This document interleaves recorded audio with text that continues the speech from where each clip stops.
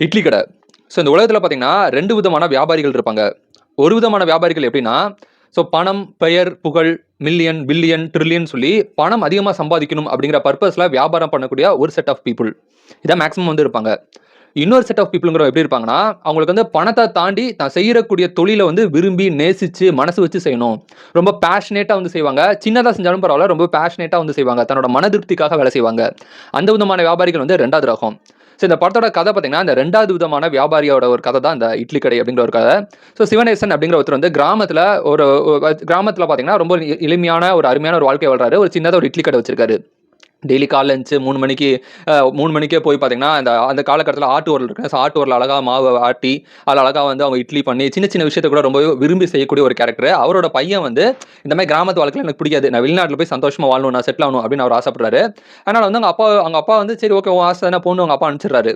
So அவர் வந்து நான் வெளிநாட்டுக்கு போய் போறேன்னு சொல்லிட்டு அந்த முருகன் கேரக்டர் தனுஷ் வந்து நடிச்சிருக்காரு. அவர் வந்து வெளிநாட்டுக்கு போய் பேங்காக்ல நல்ல வாழ்க்கைலாம் வாழ்றாரு. நல்ல பெரிய அவர் நினைச்ச மாதிரி ஒரு சக்சஸ்ஃபுல்லான ஒரு வாழ்க்கை வாழ்றாரு. ஆனாலும் அவருக்கு ஏதோ ஒரு மனசுல ஒரு திருப்தி இல்ல. அவருக்கு இஷ்டப்பட்டது எல்லாமே கிடைக்குது. பெரிய பணம் கிடைக்குது. ஒரு பெரிய பணக்காரர்ட்ட ஒரு பொண்ண கூட உஷார் பண்ணிடுறாரு. எல்லாமே இருந்தாலும் அவருக்கு ஏதோ ஒரு மன திருப்தி இல்லாம இருக்குது. இந்த நேரத்துல அவங்க அப்பா இறந்து போயிடுறாங்க. அவங்க அப்பா இறந்து போயிடுறாங்க. இதே நேரத்துல அவருக்கு வந்து நிச்சயமாயிருது. ஒரு பெரிய பணக்கார வீட்டு பொண்ணோட, ஒரு அழகான பொண்ணோட நிச்சயமாயிருது.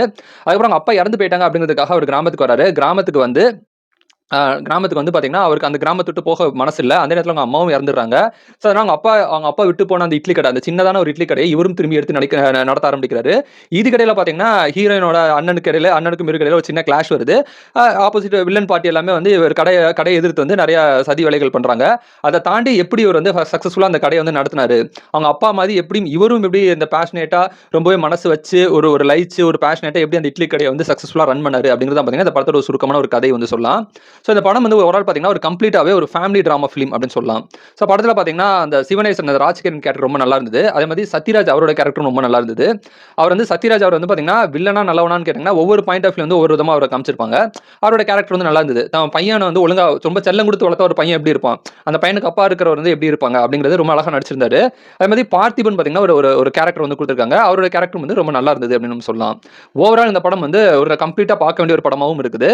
ஸோ நித்யா மேனன் நல்லா நடிச்சிருந்தாங்க. அதுமாரி சமுத்திரக்கனி நல்லா நடிச்சிருந்தாங்க. நடிப்பு எல்லாரும் பார்த்தீங்கன்னா, எல்லாரோட கேரக்டரைசேஷன் எல்லாமே நல்லா இருந்தது. அந்த கிராமத்து வாழ்க்கையோட அந்த மண் வாசனைய ரொம்ப அழகா வந்து காமிச்சிருக்காங்க. அந்த குலதெய்வ கோயில் ஆகட்டும். ஸோ கிராமத்து மக்கள் எவ்வளோ ஒரு எளிமையான, ஒரு சந்தோஷமான ஒரு வாழ்க்கை வாழ்றாங்க. அப்படிங்கிற ஒரு விஷயத்த ரொம்ப அழகா வந்து காமிச்சிருக்காங்க. சிட்டில என்னதான் பணக்கார திமிரோட எல்லாமே லக்ஸூரியா வாழ்ந்தாலும், அங்க அங்க இருக்கக்கூடிய மனுஷங்க மிஸ் பண்ணக்கூடிய விஷயம் என்னது?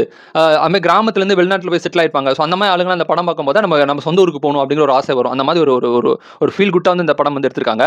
ஸோ இந்த படம் பார்த்தீங்கன்னா, ஓவரால் வந்து ஒரு கம்ப்ளீட்டா ஒரு ஒரு நல்ல படம் அப்படின்னு நம்ம சொல்லலாம்.